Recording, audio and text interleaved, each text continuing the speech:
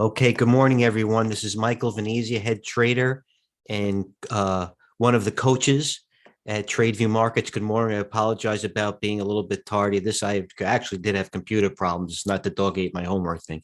As you know, I'm a straight shooter by now, but we'll make it up to you definitely. Okay, so it's a Friday morning, a little bit after, as I said, about 11, 12, 11 Eastern. It's option expiration day. Now, before I get into this is not going to be a tutorial, if you will, because it's a Friday.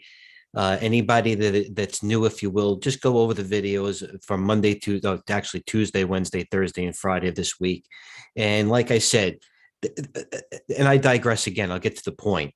That it's a dynamic situation. This is like a rolling market, if you will. It's not suffocating. It's like I say, I try to do the prudent thing. When we have interns come in or somebody who wants to be a trader, I basically do a profile I really do. And I take it very seriously because just like when I came on Wall Street, I sat in somebody and I had a lot of good connections, thank God. And the guy says, "What do you want to do?" And I just blurted out, "Be a stockbroker," without being a little, being ignorant. When really I wanted it was evidently a trader. But the bottom line is, if some of the information I put out, it's very consistent. As I said, if you do go over the videos, even in order, I try to put the data because I like it to be a process, as I always say. So when it comes to game time, we know how to execute. We're not worrying about how to execute. It's going to be innate at that time. So I ask everybody about the traders about a DNA profile, and some people can just be completely empirical and not even know what a company does. And they have queries or algos, if you will, that have stocks that are trading 50% of their volume as of 10:30 a.m. and have a good range, buy it and then sell it after it goes up, whatever. They don't get attached to it, if you will. I find that in trading, very few people are able to do that. And once again, I've yet to find the person that can flip the switch and has an algo, and then they could go play golf all day and come home and make money every day. I've yet to find that. And if somebody is, let us know. So I take the profile because I take it very seriously. So with those traders listening now, this is a process, and it's just as much fundamentals as it is empirical or price action or volume.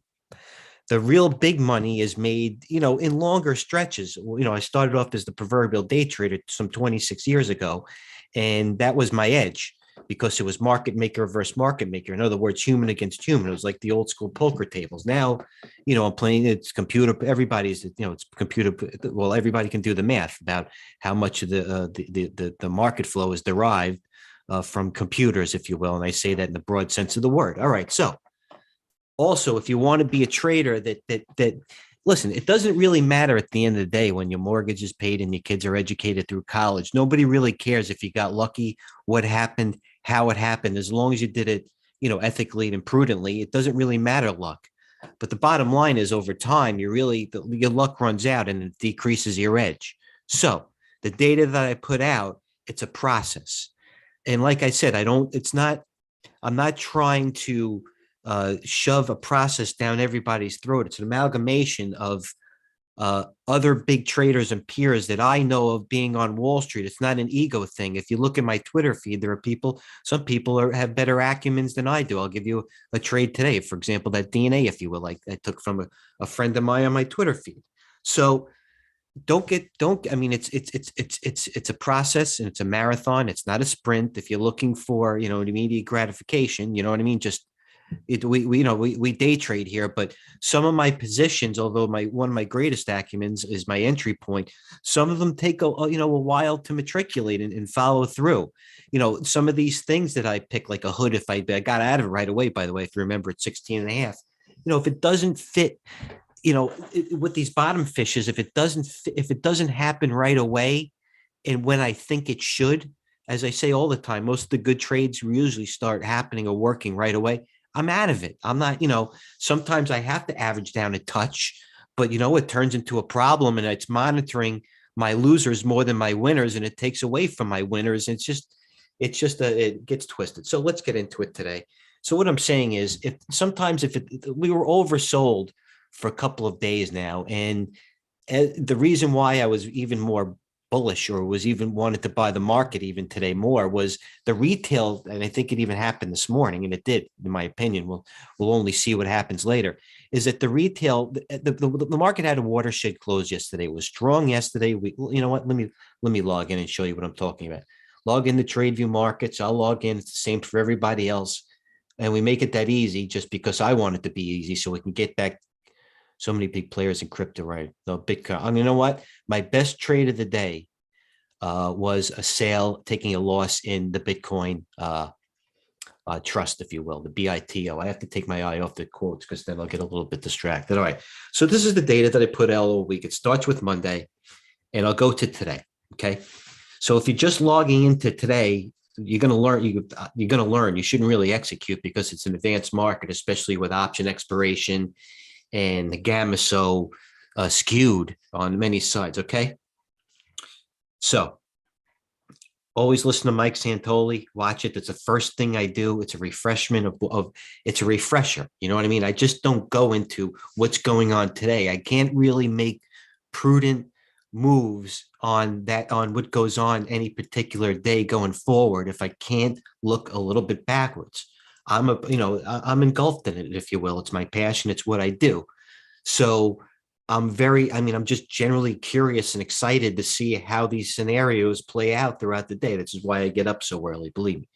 So mystery broker is somebody that I followed for some time. Go over it at your own time. I don't mean to sound salty, if you will. It's just, this guy's been around for 20 years too. I follow him and I'm not alone. Mike Santoli, I'm a fan of, has nothing to do with being Italian, although it does help. I'm only kidding. All right. So if anybody that follows our market sentiment, and we're going back, this goes back, I believe, a year. Actually, it goes back a half a year. There has never been a time, and granted, there have been some funky situations going for some time now, where I've had the market pinned and oversold for 3 days in a row. So now, if you were prudent, and the longer you withheld or stayed in cash, the better you're off right now. That's, I find people that are buried up here. They're all, they're upset, or for lack of a better term, because they missed an opportunity when it's here. That's why I've been saying all week, I haven't even made a buy in the long term. I mean, I'm working out of some things long term. I'm reevaluating. I haven't made a new buy in the long term from the active. The active account is at highs across the board, if you will. But here's the bull and bear ratio. Okay, as I say before, you don't have to really look at this every day. If you just correlate, this is the basic S&P to the bull bear ratio. Whenever everybody's all bearish, look, boom, the market's doing right now. The market goes up. When everybody's bearish, the market. I mean, these are moves lately that you haven't seen, but this is only one indicator, and I'll edify that going forward. Hedge funds do a bit more selling. Whenever hedge funds give it up, I mean, that's when they have a lot of cash in hand. And yesterday, with the market being up nicely and then closing at the low, it was a watershed close, if you will, and it got a little bit uncomfortable. And it continued this morning, which is why the retail trader, I wanted the market to open down, because I believe the retail trader thought yesterday was, or tried to pick the bottom in a decent manner. And I was with them, and I did liquidate. I wasn't very heavy because I really didn't think this was it, considering that yesterday was Thursday, Friday being options. I thought we have a little bit more volatility. So going forward, I like hedge funds to do a little bit more selling, and the retail sold. So I believe that the retail traders wanted it up open today. Excuse me. So when we were up nicely yesterday and sold and broke new lows, I think a lot of guys, including myself to a degree, small, I had positions that I would have put on anyway, that they flinched. And when we opened, when we were down nicely in the morning, I'm talking 2 a.m. in the morning to the lows where we were sometime today, and the market rallied all the way up to being unchanged. I will show a chart in a second. I was upset about that. They took the trade again away. I wanted everybody to flinch on the open and there'd be margin selling, and then everybody got flushed out. What happened today is they opened a medium up somewhat. They sold off. Everybody got flushed out. And then the margin call selling stopped at about 10 o'clock. And we made some moves, not some moves that I would like still, but hedge funds are ready to buy right here. SPY gamma exposure. Listen, you don't even have to know what it is. You should. But every time something gets precipitously low like that, boom, up. This was almost unprecedented. Boom. So we were down here and we made a nice move up. By the way, I would be well versed in looking this. Go to Wikipedia, Google SPY GAM exposure. It's something that really wasn't in my toolbox, if you will, maybe a year or two ago, but it's one of the things right now that's driving the market, and you have to adapt. If you don't, you're going to be last, and you're going to lose an edge, and it's just you're going to go downhill. It took me a while, you know what I mean? There was some learning, there were some growing pains, but when you're on the other side of it, you can take advantage of it. Nasdaq sentiment, okay. So when we were down, same thing as yesterday morning. I said they took the trade away. So Nasdaq futures are down. They were even down about 9:45 this morning. They were washed out. They were going back. What is this? Well, a year, by the way. And we've had some situations within the last year that got somewhat dicey and salty. So I took a stab. And by the way, it doesn't mean that you have to buy on the bottom. I suggested it could mean you can cover your shorts and wait for the squeeze to go back up and reshort. It doesn't mean you have to stick your neck out and buy. I just didn't have any shorts, and I thought it was an opportunity to seize, and I did. I was a little early and went through a little pain, but we came out on top. S&P futures, a buy signal. So when this morning, when they were down 42, they must have been down around here. This is the internal clock that I keep going to, where I want to teach everybody. You don't want to always reverberate or take time to go back to charts. You want to know these things where it was Tuesday and Wednesday and Thursday. And you sign on, this morning, and you know in your internal clock that if the futures are getting pounded, they're over here. If the futures are rallied, they're, and these are things that when it comes to game time, you can score. These are all fundamental things we want to get behind us. So when 9:30 comes, we go. All right. So this was evident. I mean, look at the rotation today. The stocks were down. This is the world markets. Go over that. All right. Oils were down huge this morning. There was energy. You know what I mean? It hurt trying to pick the top and the proverbial bottom. And like I said 1,000 times, and I did it the same, you're going to be early. But when they have that much pressure going on both sides, the moves are exacerbated. And they happen on the same way to the downside. So retail sector, that's why I dug into some retail stocks, bios, tech stocks. You know where we stand on that. Fins took a breather, and semis and technologies. The semiconductors were the first thing positive this morning. Tim would have said that if you bought ON Semiconductor, green all morning, Marvell, when the market was getting crushed, positive, and it worked. It did. Okay, bull and bear indicator. Jimmy Cramer, he's right, by the way. We need DocuSign and Zoom to announce the shortfall, and then all this pandemic stuff will be behind us. And we can actually start talking about ending the pandemic rotation and getting back to the interest rate rotation, which is a little bit more cerebral and probably less volatile and makes more sense. Nasdaq investor right there. And it may be, by the way, it may be seem that I'm biased with all these aggressive extremes, and I'm not. I'm mixed, and I'm always mixed. That's my fiduciary responsibility as a fund. So I'm mixed. I'm not biased by any means. Upgrades and downgrades. Okay, XPI, this is the retracement between 88 and 90. As I've been saying, they very, very rarely give you the dream setup trade. It didn't quite get there, the XPI, but it's there. I didn't do it yet. A couple of things that I thought were important, leading economic indicators, buys, Nutella. I'll go to the chart in a second. Nutella. Oh, look at pins going now. I got to buy more pins. The market's going now, huh? Hold on. I see that. Hold on. Oh, look at this. Wow.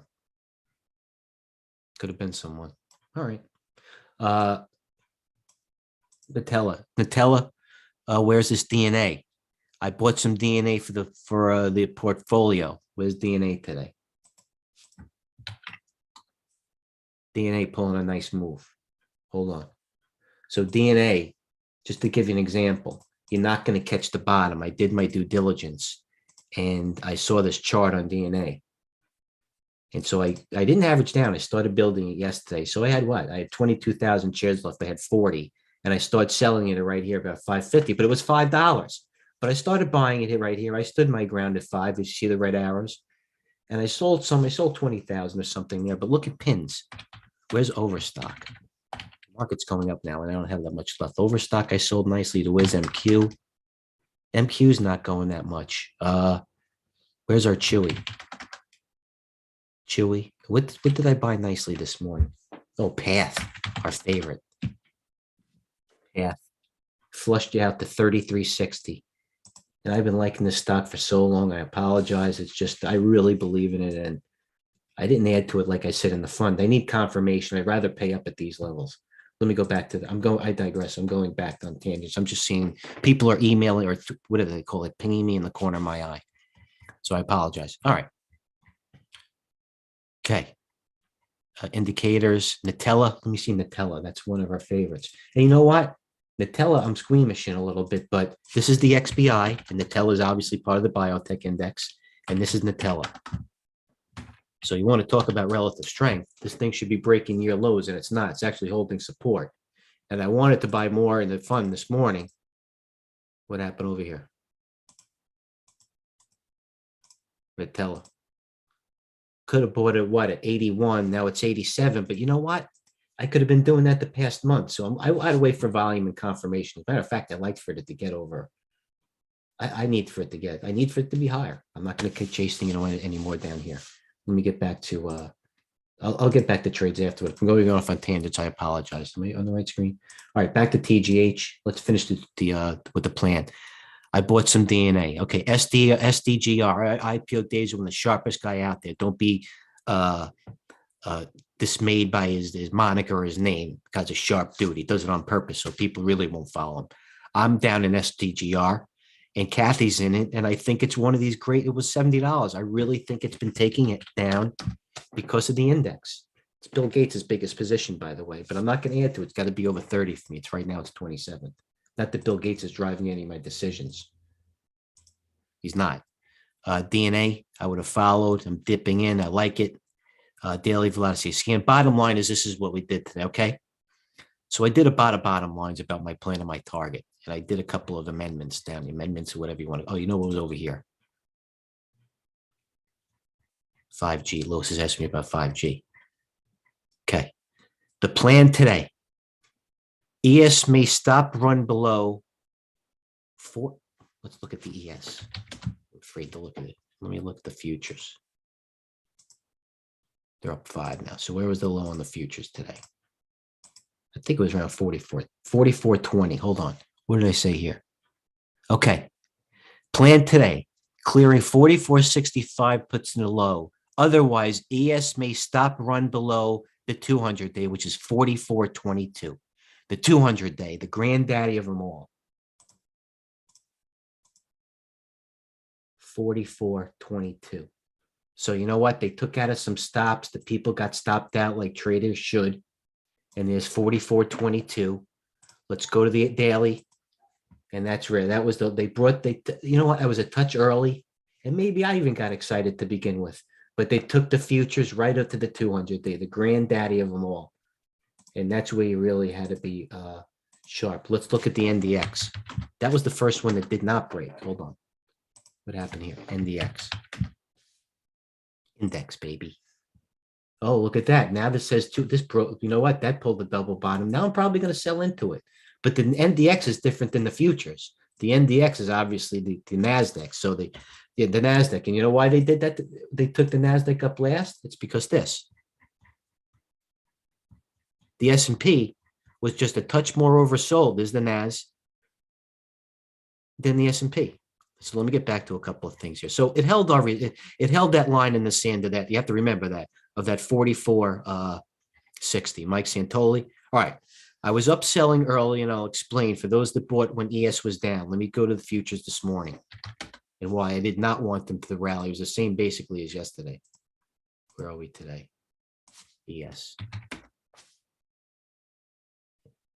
Futures. They're up 3 now. Okay, this is what I saw. And give me a second if I'm not on the same page. This is relevant, very relevant.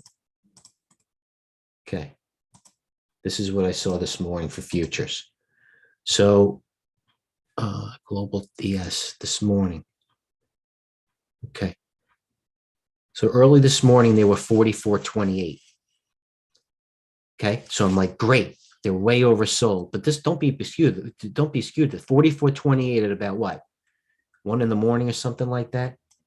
And then I woke up at 4 in the morning where they go, and the futures were 44.80. So 44.20. So they already rallied 50 handles, and I was upset because I wanted them to stay down pin right here where they were. I wanted them to be here.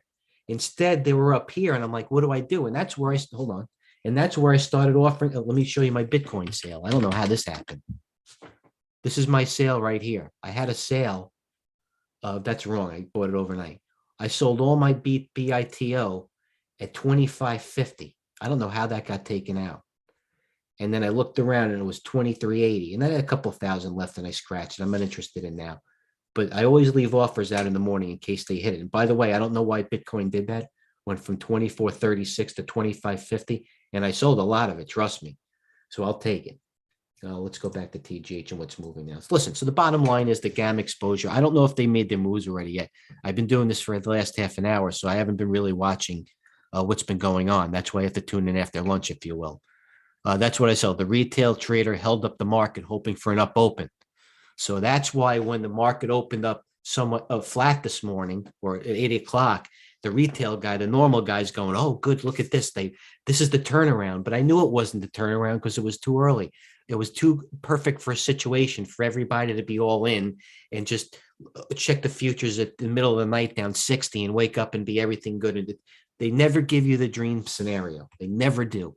And they didn't this morning. You had to step in. All right, what else? Good morning. What do you think about airlines and 5G?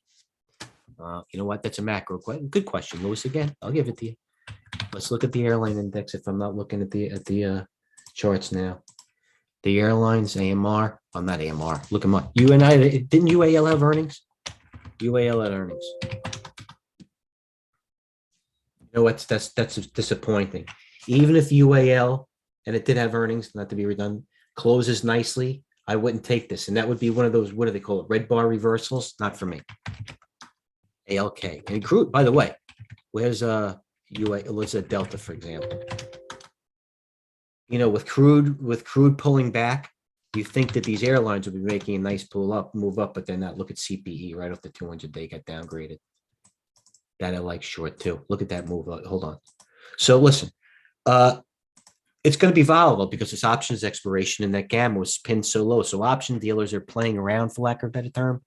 So, by the way, I said 1,000 times, I'm not taking a stand here. I'm not doing anything sexy in the. I need confirmation because I need a 2 or 3 day confirmation. This tactical sentiment was a trading bottom. It wasn't, the line in the sand, as I say before. Yeah. So hold on. So yeah. So Jim Cramer says, yeah, he has a lot of cash to work. All our discipline says it's too late to sell. He's correct. But you know what? With the rotation the way it is, you're going to be wrong on some things, and you got to buy best of breeds, or else when you do go down and you're not in the best of breeds, you're going to get punished and you're going to get pissed. Like instead of buying Goldman Sachs or instead of a Robinhood, if I'm down on Robinhood, I'm way more upset than if I'm down on JP Morgan. If I'm down on whatever it is, Urban Outfitters, I'm more upset about being down on that than I am on Kohl's or Target. So if there's any other questions, I'm going to leave. You know what? Let's go to the main page here, and let's see what's moving right now. Please go over the data that I posted again this morning because it seems to be still holding relevant. It's relevant. Nothing's really changed. All we did is we bounced a little bit off a watershed bottom, and let's watch the VIX. So let's go to what's moving today and what's has range because this is the most important thing. Am I on this? Okay. I care about range and volume. Look at this. Something has coin. Piton is near the high. I sold that this morning. Oh, Piton. Okay. I went right away. First day up. Mara. Mara's up. Oh, Mara. I was thinking of. Mara made a nice move off the bottom. Where's BITO? It didn't make a move. We're not interested in Mara. It's the first day up. All right, range and volume. SIG, that was strong yesterday. TOST, Nevada, had huge option flow this morning. Huge option flow, Nevada was. Nevada, 234. Let me show you something on Nevada, please. Let me show you the Nevada chart. And this is why option flow. Nevada's bottom was what, 233? It is a $10 move, but it's nice. It was near the 50-day or the 200-day. I want to show you something on Nevada, if I will, and show you why the smart guys always pay. Hold on. Why isn't this here? Oh, let me change screens. Nevada. How you doing? Okay. Following.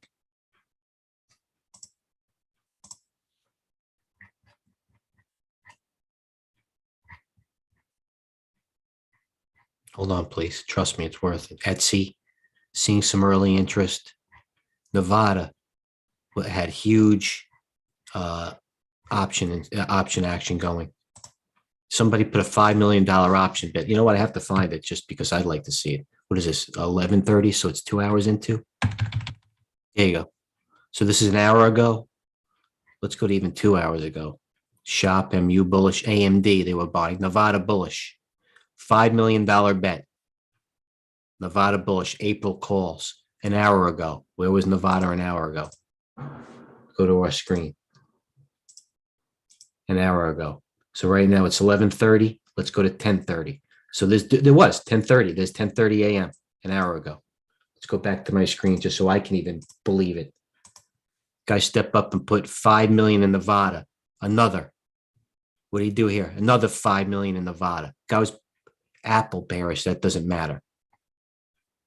Any more Nevadas? So somebody says, you know what? I'm in for 10 million for Nevada. I don't know why it's bearish in an hour. He's probably. Oh, it's a trade. It's a cross trade. So that's what Nevada did and why we follow the smart money. You know what I mean?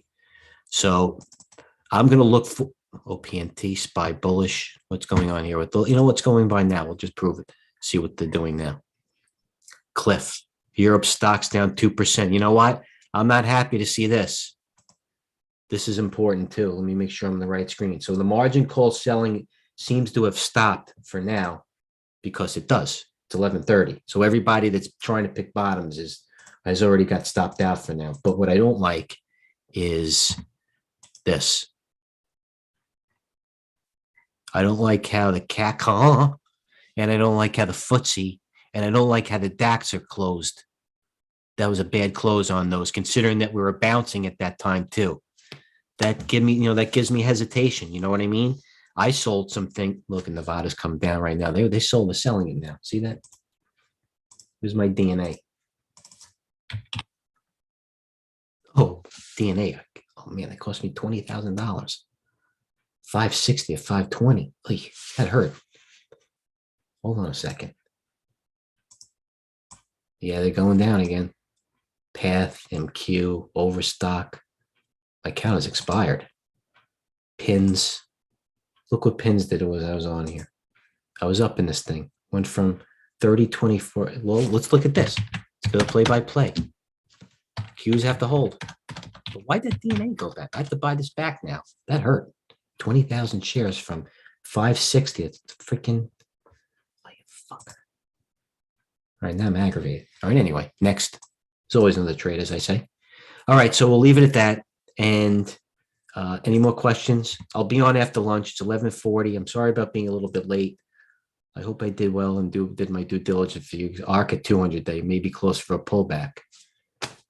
You know what, Lewis? Everybody's thinking the same thing. If it doesn't happen, it's going to be down in the downside. I agree, and I applaud you being aware because most should. And this is ARC.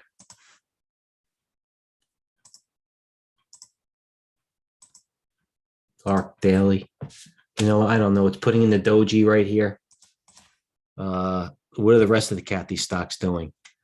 Hood. What's the hood doing? You know what I mean? The hood, 1312. Has nothing. Where's DNA? A freaking bastard. I should be buying DNA right here in real time. I think I sold some. Didn't I up there? No, I didn't. All right. Anyway, so I'll leave everybody do. You're welcome, Rich. Any other questions? So listen, like I said, anybody that's tuning in and just for the first time, the bottom line is go back and go through all the videos. Just like if you're starting to play golf and you're starting to take golf lessons, you're not starting off on the course for the first time. You're getting used to your grip. You're getting used to keeping your left arm straight or your arm straight, your head down. And it's the same here. We take money try to take money out of the market every day. And we do some advanced things, and we eventually want everybody to catch on with us. I don't want to always explain. I want people to bring me ideas. You know what I mean? I don't want to be the two eyes. I want 20 with us. So until then, as I say, I'll be back after lunch. Have a plan, trade well, and don't let your positions turn into trades in this type of market. Cheers. Thank you, everyone.